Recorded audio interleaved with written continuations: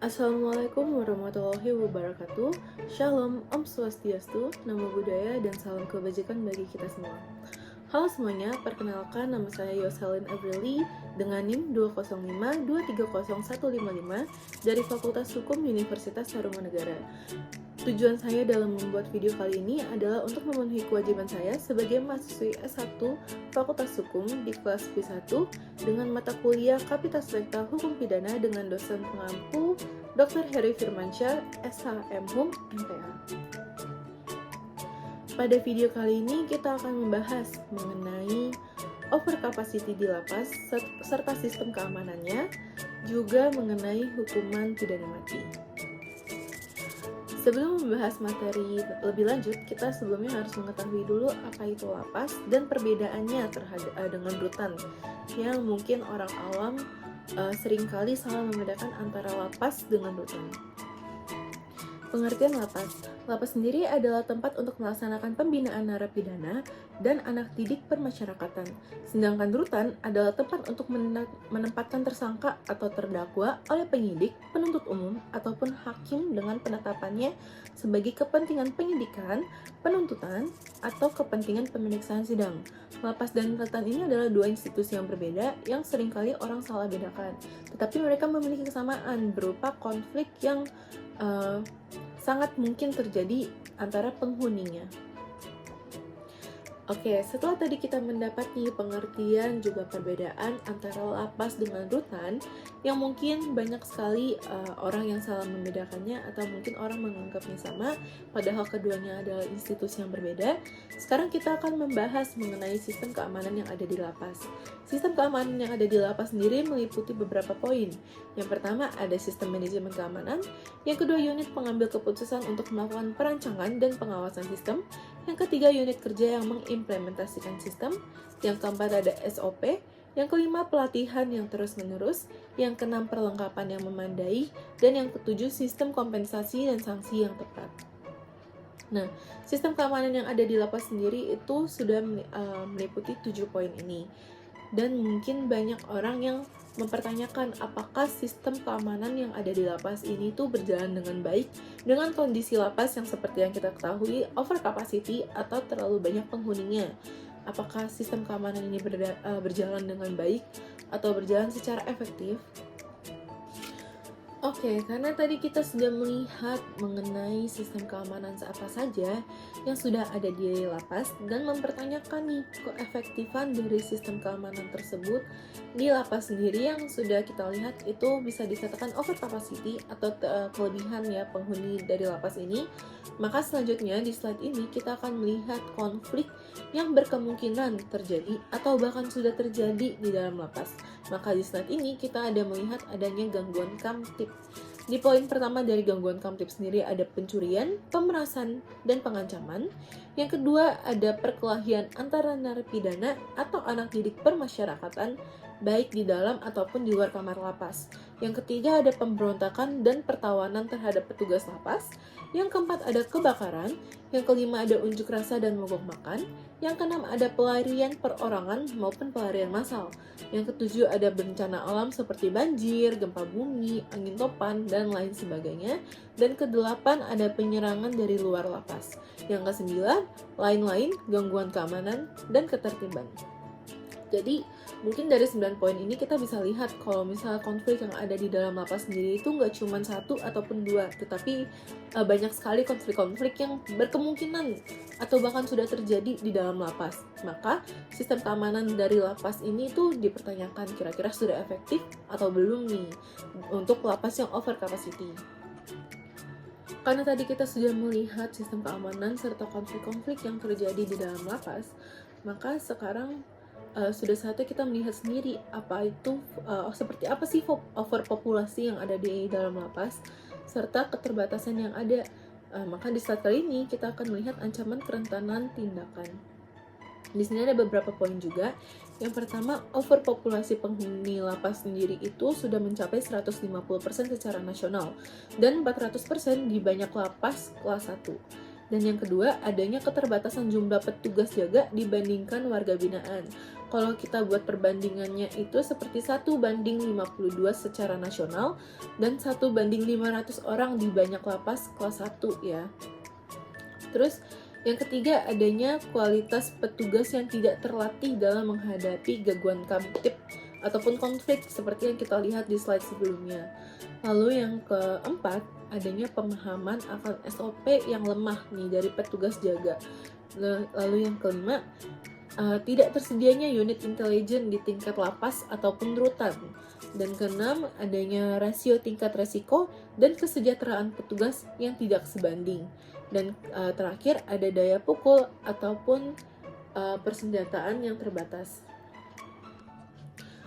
Nah, di sini kita juga akan melihat kuantitas dan kualitas dari sumber daya manusia petugas jaga lapas. Jumlah petugas jaga lapas yang ideal itu ada 30.000 petugas jaga. Sedangkan di sini jumlah petugas jaga yang sangat terbatas itu kita bandingkan seperti 10.315 petugas jaga lapas dibandingkan dengan 157.600 penghuni lapas. Maka itu sangat tidak ideal ya, terlalu jomplang antara petugas jaga maupun penghuninya, sehingga penerapan keamanannya pun tidak efektif. Lalu adanya kemahalan di mana memang pidana penjara sendiri itu pun tidak murah. Dan terakhir, kita lihat ada kualitas. Sebagian besar dari petugas jaga lapas itu tidak mendapatkan pelatihan, sehingga penerapannya tuh jadi tidak konsisten. Nah, jadi kita bisa lihat sendiri kalau kualitas dan SDM dari petugas jaga lapas sendiri pun tidak memadai, mulai dari kekurangan ataupun kurangnya pelatihan. Setelah tadi kita melihat sistem keamanan, konflik, lalu adanya keterbatasan petugas dan overkapasitas lapas yang seperti apa, maka di sini ada juga keterbatasan perlengkapan. Di mana keterbatasan perlengkapan ini ada 4 poin. Yang pertama, keterbatasan moda komunikasi. Yang kedua, keterbatasan senjata. Yang ketiga, aturan penggunaan senjata oleh petugas yang sangat ketat. Mereka dilarang menggunakan senjata kecuali untuk membela diri. Dan yang terakhir, tidak cukup amunisi dan anggaran untuk pelatihan. Jadi bisa kita lihat selain kekurangan kualitas dan kuantitas SDM, perlengkapan di sini pun menjadi masalah.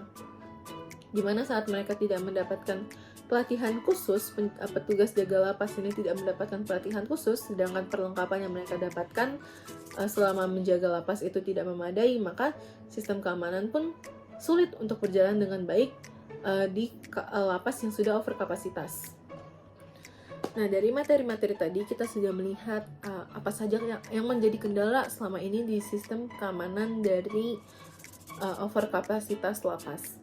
Sehingga kita dapat menarik kesimpulan bahwa selama ini sistem keamanan yang berlaku ataupun ada di lapas itu berjalan dengan kurang baik karena adanya keterbatasan perlengkapan ataupun keterbatasan kuantitas dan kualitas SDM petugas jaga lapas. Sehingga mungkin pemerintah perlu untuk melihat lebih lanjut ataupun meneliti serta meninjau lebih lanjut mengenai petugas jaga lapas ini, sehingga sistem keamanan bisa berjalan dengan baik dan mungkin diperbaharui oleh pemerintah.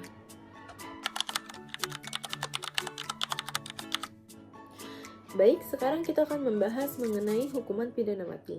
Hukuman pidana mati sendiri itu sampai sekarang masih memiliki banyak sekali pro dan kontra di antara masyarakat maupun ahli-ahli hukum. Maka selanjutnya kita akan mendengar beberapa pendapat dari ahli hukum mengenai hukuman pidana mati.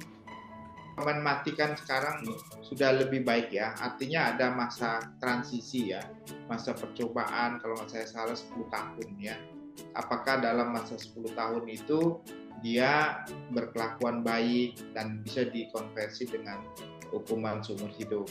Saya kira itu sudah lebih mengakomodir ya terkait dengan hukuman mati. Karena kalau memang hukuman mati sendiri ditiadakan, saya khawatir nanti ya orang juga di Indonesia ini banyak melakukan tindak pidana keji ya, dan narkotika terutama ya. Itu harus ada sanksi yang cukup tegas mengenai itu. Beberapa negara lain juga masih menganut ya tentang Amerika sendiri yang tadi kita nggak cocok sebenarnya apple to apple, walaupun negara demokratis dia juga masih ada hukuman mati. Sekali lagi juga kalau kita lihat kajian-kajian terkait dengan penerapan hukuman mati, tidak ditemukan korelasi antara penerapan hukuman mati dengan efek jera atau pengurangan tindak pidana. Apakah itu tindak pidana kekerasan seksual, tindak pidana terorisme misalnya, atau narkoba dan tindak pidana yang lainnya. Baik, tadi kita sudah mendengar dua pendapat ahli mengenai hukuman pidana mati. Yang pertama ada dari Dr. Jamin Ginting selaku guru besar di Universitas Pelita Harapan yang mengajar hukum pidana. Dan yang kedua ada Bapak Ahmad Taufan Damanik sebagai Ketua Komnas HAM. Dari dua pendapat ahli tadi, kita sudah bisa mengetahui kalau misalnya ternyata pro dan kontra tentang hukuman pidana mati itu sampai sekarang masih berlanjut. Dimana kalau kita mendengar dari Dr. Jamin Ginting, menurut beliau bahwa hukuman pidana mati itu masih efektif diterapkan saat ini karena sudah ada perubahan-perubahan yang disesuaikan dengan perubahan zaman juga. Tadi kita juga sudah mendengar pendapat atau penjelasan dari Bapak Ahmad Taufan Damanik yang dimana menurut beliau bahwa hukuman pidana mati ini tidak efektif atau kurang efektif untuk diterapkan di zaman sekarang karena hukuman pidana mati tidak menimbulkan efek jera bagi si pelaku tindak pidana dan malah bertentangan jauh dengan hak asasi manusia atau HAM yang dimana saat kita menerapkan pidana mati kita secara paksa mengambil atau mencabut nyawa seseorang sehingga jelas itu sangat bertentangan dengan HAM yang ada. Maka menurut beliau hukuman pidana mati tidak efektif untuk diterapkan. Baik, tadi kita sudah mendengar dua pendapat ahli mengenai hukuman pidana mati. Sampai saat ini, sampai detik ini, pidana mati sendiri masih menjadi perdebatan panjang di antara para ahli maupun masyarakat karena masih dipertanyakan sebenarnya penerapan hukuman pidana mati ini tuh efektif gak sih untuk memberikan efek jera, entah itu untuk mengedukasikan ke masyarakat ataupun efek jera kepada masyarakat yang melakukan tindakan-tindakan pidana serupa. Baik, sekian penjelasan materi yang sudah saya dapatkan dari kelas B1 mata kuliah Kapitas Lekta Hukum Pidana dengan dosen pengampu Dr. Heri Firmansyah, SH MHum MPA. Maaf jika ada kesalahan kata ataupun perbuatan yang sudah saya lakukan sepanjang video ini. Wassalamualaikum warahmatullahi wabarakatuh. Shalom, Om Shanti Shanti Shanti Om, Namo Buddhaya, dan salam kebajikan bagi kita semua. Terima kasih.